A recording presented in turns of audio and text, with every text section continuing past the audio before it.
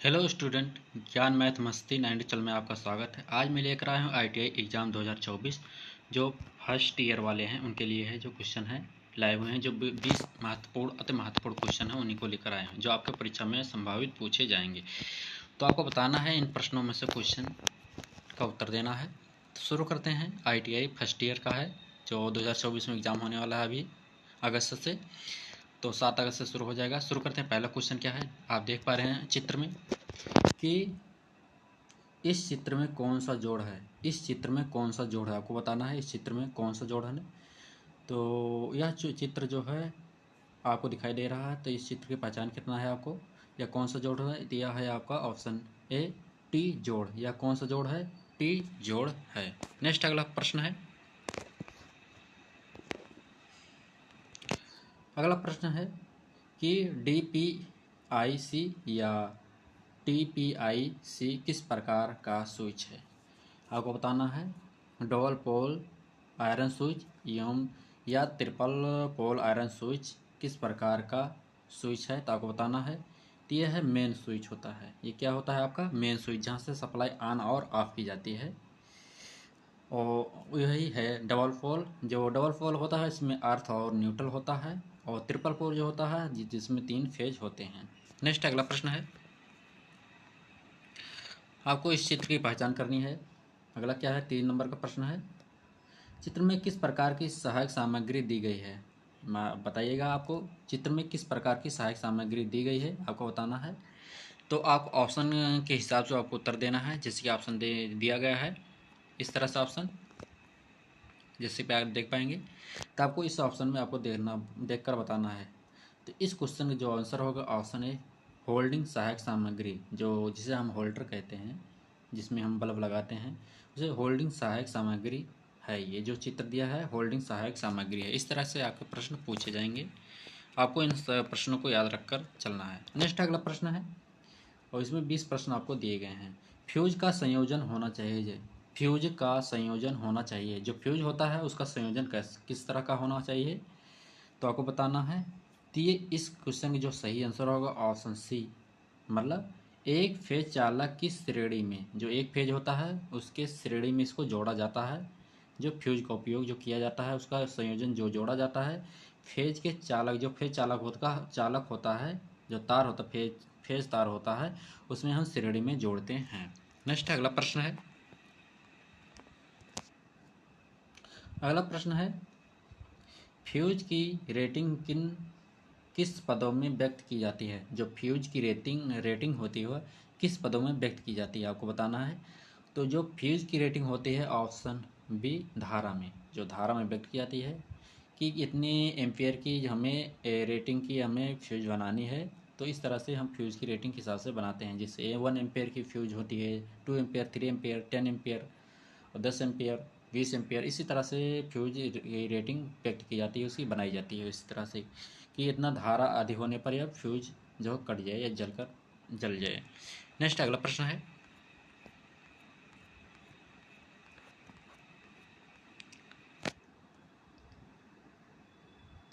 अगला प्रश्न है आपके स्क्रीन पर है, देख सकते हैं।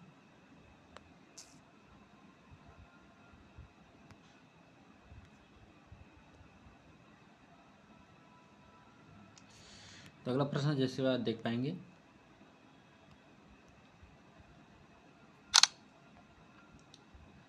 सिक्स नंबर का प्रश्न है।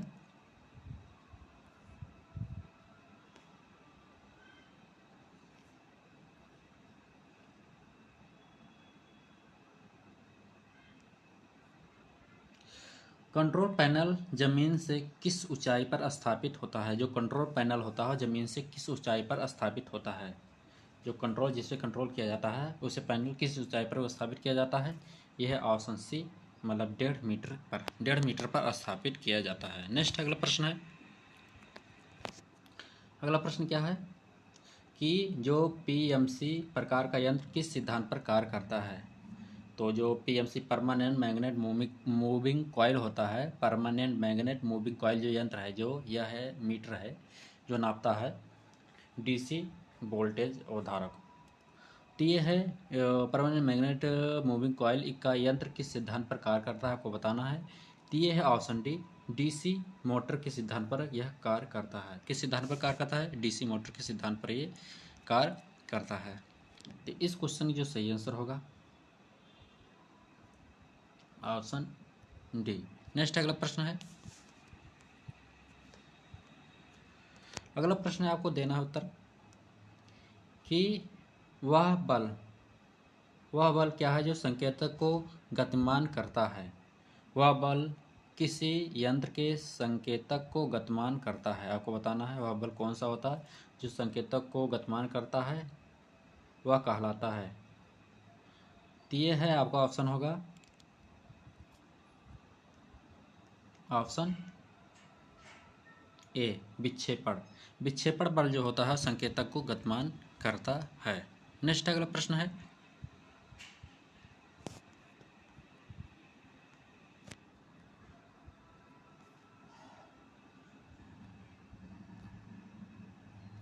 तो इस क्वेश्चन की जो सही आंसर होगा ऑप्शन 8 नंबर का ऑप्शन होगा ऑप्शन ए, विक्षेपण। विक्षेपण जो विक्षेपित करता है बल को, वह संकेतक को गतिमान करता है। और नियंत्रण का काम क्या करता है? जो संकेतक होता है, जो सुई होती है मीटर की, उसे नियंत्रित करता है कि मतलब ज़्यादा ये भागे नहीं। और जो आमंदन बल होता है, इसका उपयोग होता है जो मीटर होती है एक तरफ पर वाइब्रेट करती रहती है, उसको स्थिर रखना होता है। नेक्स्ट अगला प्रश्न है, अगला प्रश्न है किसके द्वारा संकेतक के घुमाव की गति नियंत्रित की जाती है? किसके द्वारा संकेतक के घुमाव की गति नियंत्रित की जाती है? जो संकेतक होता है उसके घुमाव को नियंत्रित करना की जो अगर संकेतक की बिजली आई, लाइट जो मीटर बताना है वोल्टेज का, वह किसके द्वारा वह नियंत्रित करता है? तो आपको बताना है इस क्वेश्चन का आंसर क्या होगा। उसका काम क्या होता है? उसका नाम होता है नियंत्रण। अगर विक्षेपित होता है, कोई सुई विक्षेपण करता है, मान लो 240 पे जाने वाला है और उसको ज़्यादा या नीचे ना जाने पाए, 500 ना जाना पाए, उसे नियंत्रित करना, सटीक लाने के लिए उसे नियंत्रण बल का उपयोग किया जाता है, जो स्प्रिंग का बनाया जाता है। नेक्स्ट है अगला प्रश्न है, अगला प्रश्न है ट्रांसफार्मर संबंधी। ट्रांसफार्मर कोर को निर्माण के लिए सर्वाधिक उपयुक्त पदार्थ है। जो ट्रांसफार्मर कोर को निर्माण के लिए सर्वाधिक उपयुक्त पदार्थ कौन सा होता है? जो कोर उसका होता है, कॉइल जहाँ बांधी जाती है, बाइंडिंग की जाती है, उसका निर्माण जो किया जाता है वह किस चीज़ का किया जाता है, किस पदार्थ का होता है? तो होता है option B, silicon steel, silicon इस्पात। जो सिलिकॉन इस्पात का उपयोग किया जाता है। नेक्स्ट अगला प्रश्न है, अगला प्रश्न है 11 नंबर का, ट्रांसफार्मर के सेकेंडरी कॉइल में प्रेरित विद्युत वाहक बल निर्भर करता है। किसके द्वारा निर्भर करता है आपको बताना है। और ट्रांसफार्मर में सेकेंडरी कॉइल में प्रेरित विद्युत वाहक बल निर्भर करता है, आपको बताना है। इस क्वेश्चन की जो आंसर होगा ऑप्शन सी, लपेट संख्या पर। जो लपेट संख्या जिसमें जो टर्न दिया जाता है बाइंडिंग पर, उसकी संख्या पर निर्भर करता है कि विद्युत वाहक बल कितना होगा। नेक्स्ट अगला प्रश्न है, अगला प्रश्न है ट्रांसफार्मर के अतितापन के लिए क्या कारण हो सकता है? ट्रांसफार्मर के अतितापन के लिए क्या कारण हो सकता है? इस क्वेश्चन का आंसर बताना है।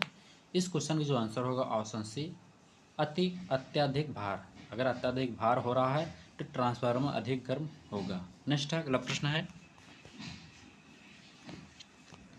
अगला प्रश्न है 13 नंबर का, ट्रांसफार्मर का उपयोग किसके परिमाण को परिवर्तित करने के लिए किया जाता है? ट्रांसफार्मर का उपयोग किसके परिमाण को परिवर्तित करने के लिए किया जाता है? इस क्वेश्चन को आपको बताना है। इस क्वेश्चन का आंसर क्या होगा? इस क्वेश्चन का आंसर होगा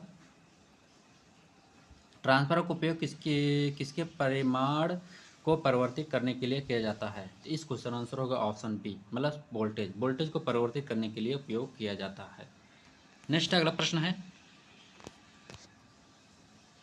अगला प्रश्न है ट्रांसफार्मर ब्रीदर में उपयुक्त रासायनिक पदार्थ है। ट्रांसफार्मर ब्रीदर में उपयुक्त रासायनिक पदार्थ है, आपको बताना है कौन सा पदार्थ है ट्रांसफार्मर के ब्रीदर में उपयोग करने वाला रासायनिक पदार्थ। यह है आपका option C, silica gel. Silica gel उपयोग किया जाता है। ट्रांसफार्मर के ब्रीदर में उपयुक्त रासायनिक पदार्थ सिलिका जेल है। नेक्स्ट अगला प्रश्न है, अगला प्रश्न है, शुष्क जल का रंग होता है, जो शुष्क जल होता है, जो सिंपल होता है, शुष्क जल होता है, सिल्का जल, उसका रंग कैसा होता है? सिल्का जल का रंग कैसा होता है? शुष्क सिल्का जल का रंग कैसा होता है? इनका सिल्का जल रहना चाहिए था। शुष्क जल सिल्का जल का रंग किसका मतलब कैसा होता है? शुष्क।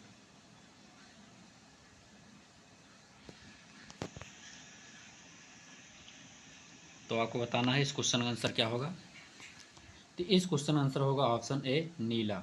नीला होता है। शुष्क जल का रंग कैसा होता है? नीला होता है। नेक्स्ट अगला प्रश्न है 16 नंबर का, भूखोज रिले का उपयोग किया जाता है। भूखोज रिले का उपयोग किया जाता है, आपको बताना है। भूखोज जो रिले होता है उसका उपयोग क्या किया जाता है, किस में किया जाता है? ये होगा इस क्वेश्चन आंसर बी, तेल शीतलित ट्रांसफार्मर। जो तेल शीतलित ट्रांसफार्मर में उपयोग किया जाता है। भूखोज रिले का काम होता है, अगर ट्रांसफार्मर अधिक तापित हो जाता है, मतलब बहुत गर्म हो जाता है, तो उसमें कॉइल मतलब ऑयल जो होती है वो खौलने लगती है। ट्रांसफार्मर को फटने से बचाने के लिए उसमें भूखोज रिले का उपयोग किया जाता है। नेक्स्ट अगला प्रश्न है, अगला प्रश्न है, ट्रांसफार्मर में तेल का उपयोग का उद्देश्य है। ट्रांसफार्मर में तेल उपयोग करने का उद्देश्य है, आपको बताना है। ट्रांसफार्मर में तेल उपयोग करने का उद्देश्य है, उद्देश्य क्या होता है आपको बताना है। इस क्वेश्चन का आंसर होगा ऑप्शन बी, इंसुलेशन एवं शीतलन। इंसुलेशन मतलब इंसुलेशन का काम करता है, और शीतलन का मतलब उसे ठंडा करने का काम भी करता है ट्रांसफार्मर का तेल। नेक्स्ट अगला प्रश्न है, अगला प्रश्न है 18 नंबर का, नमी सोखने के बाद सिल्का जल का रंग हो जाता है। नमी सोखने के बाद सिल्का रंग का कैसा रंग हो जाता है? ये हो जाता है ऑप्शन डी, गुलाबी। हल्का गुलाबी हो जाता है, हल्का गुलाबी। नेक्स्ट अगला प्रश्न है, ट्रांसफार्मर में अत्यधिक दक्षता प्राप्त करने के लिए क्या शर्त है? ट्रांसफार्मर में अत्यधिक दक्षता प्राप्त करने के लिए क्या शर्त है, आपको बताना है। इस क्वेश्चन आंसर होगा ऑप्शन सी, मतलब ताम्र हानियाँ बराबर लोह हानियाँ। ताम्र हानियाँ बराबर लोह हानियाँ होना चाहिए। नेक्स्ट अगला प्रश्न है 20 नंबर का क्वेश्चन है, विद्युत तार में लगी आग को बुझाने के लिए उपयोग किया जाने वाला अग्निशामक यंत्र है। विद्युत तार में लगी आग को बुझाने के लिए उपयोग किया जाने वाला अग्निशामक यंत्र है। इस क्वेश्चन आंसर सही बताइए क्या होगा। इस क्वेश्चन जो आंसर होगा option C, carbon tetrachloride युक्त यंत्र। जो कार्बन टेट्रा क्लोराइड युक्त होता है उसका उपयोग आग विद्युत से लगी आग को बुझाने के लिए उपयोग किया जाता है। अगर वीडियो अच्छा लगे लाइक और सब्सक्राइब जरूर कीजिएगा। नेक्स्ट वीडियो को देखने के लिए हमारे चैनल को सब्सक्राइब कर सकते हैं।